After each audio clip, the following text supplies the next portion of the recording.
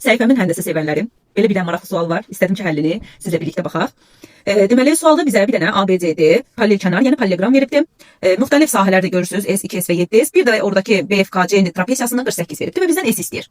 Sualın bir neçə həlli yolu var. İndi mən bir dənəsini sizin üçün göstəreyim. Belə baxaq ki, buradan D-ni biraz uzadıram. Hardasa buna bir deyirəm DM. Və C ilə həmin o M-i birləşdirirəm. Məqsədim nədir? Məqsədim, baxın, burada bu kəpənəyi yaratmaqdır. Kəpənəkdə də biz bilirik də o F ilə E, C ilə M-ə paralel olmalıdır. Bu dursun burada. İndi və bu CDM-i mən oradakı balaca o S-ə bərabərliyin nisbatını verməliyəm.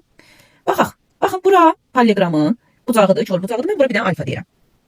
Və paralelogramın deməli qarşı tərəfləri paralel olur və adi də elə bir kəsən kimi baxanda, baxın, bu da bir alfa olacaq.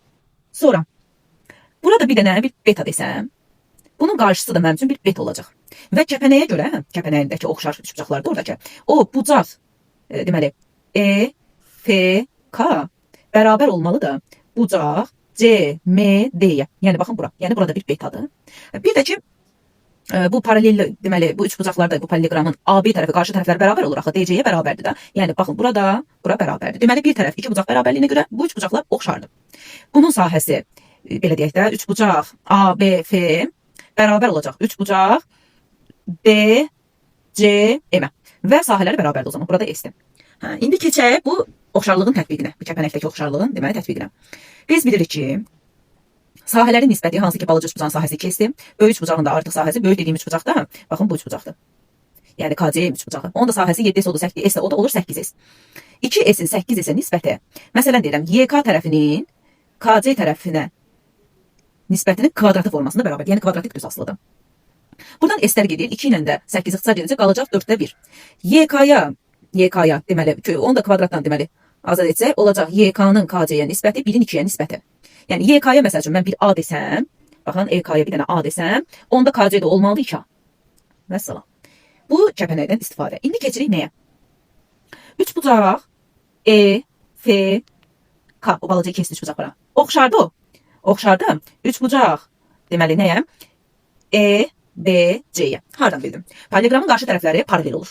Yəni, AD tərəfi paraleldir BC. Yəni, bu xəttə paraleldir. Paralelliyə görə ora balaca bucaq beta bucağıdırsa, burada beta bucağıdır. Təpə bucağa bir M desəm, hər iki bucaq aiddir.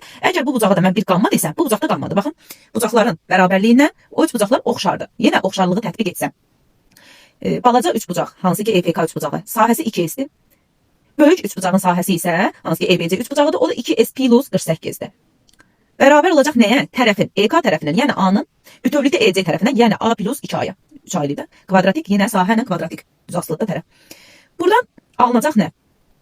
2S-in 2S plus 48-ə nisbəti bərabər olacaq A-nın 3A-ya nisbəti, özü kvadratik.